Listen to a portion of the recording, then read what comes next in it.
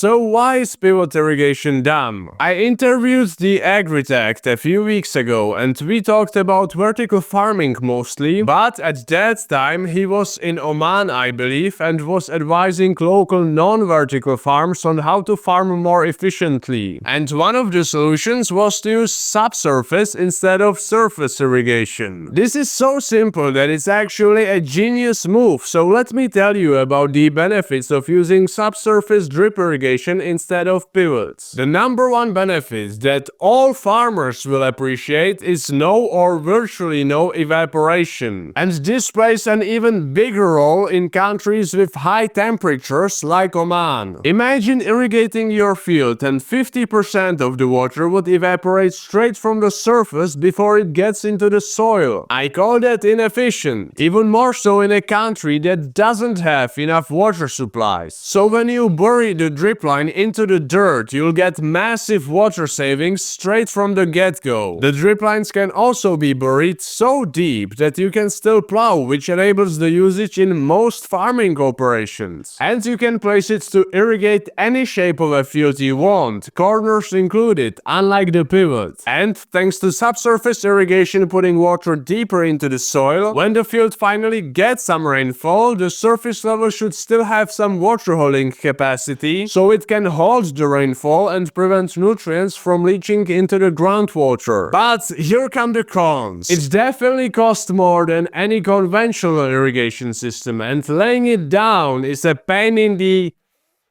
Also, if you are in an area with frosty winters, you'll need to blow all the water out of the pipes, preferably with a commercial air compressor to properly winterize the system. And I heard from a research institute, which has the underground drip lines installed, that they need about 10 to 15 repairs before each irrigation season on an 80-acre field. The damage can also be caused by rodents, which overwinter roughly in the same depth. I do have one more positive aspect though. You can sort of farm precisely by dividing the system into multiple zones, and each zone can get a different amount of gallons per hour. But yeah, this was just a report on a not that well-known type of irrigation, and if your farm is short on water, then definitely check it out. Thanks for watching.